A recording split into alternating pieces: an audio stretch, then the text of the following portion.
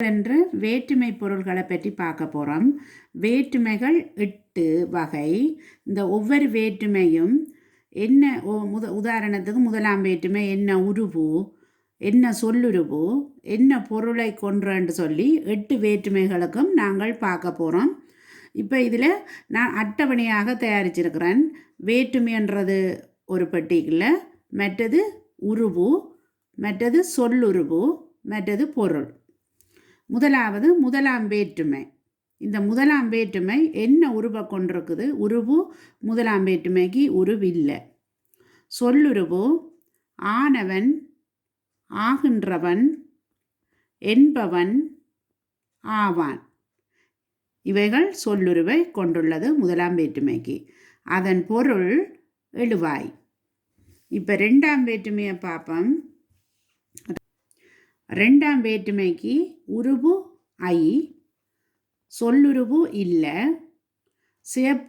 பொருளுக்கு செயற்படு பொருள் ஆக்கல், அழித்தல், அடைதல், துரத்தல், ஒப்பு, உடைமை. மூன்றாம் வேற்றுமைக்கு உருவு ஆள், ஆண், ஒடு, ஓடு.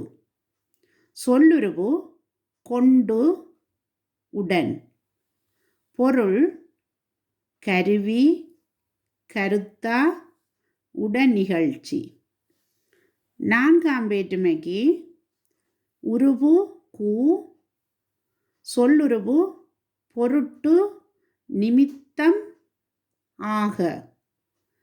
பொருள் கொடை, பகை, நட்பு, தகுதி, முதற்காரண காரியம், முறைமை.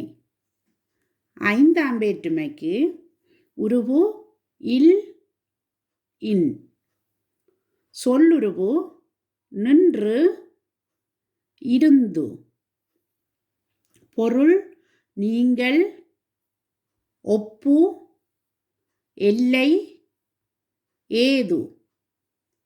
ஆறாம் வேற்றுமைக்கு உருவு அது, சொல்லுருவு உடைய, பொருள் கிழமை. கிழமை என்றது உடைமை என்றதுக்கு வரும். இது இந்த கிழமை என்றது 2 பிரிவாக பிரிக்கப்படும். ஒன்று தற்கிழமை, இரண்டாவது பிறிதின் கிழமை. ஏழாம் வேற்றுமைக்கு உருவு கண், இல், உள், இடம். சொல்லுருவு இல்லை. பொருள் இடப்பொருளை குறிக்கும். எட்டாம் வேற்றுமைக்கு உருவு இல்லை, சொல்லுருவு இல்லை, பொருள் விழிப்பொருளை குறிக்கும். இந்த அட்டவணையை நீங்கள் மனப்பாடமாக தெரிந்து கொள்ள வேண்டும்.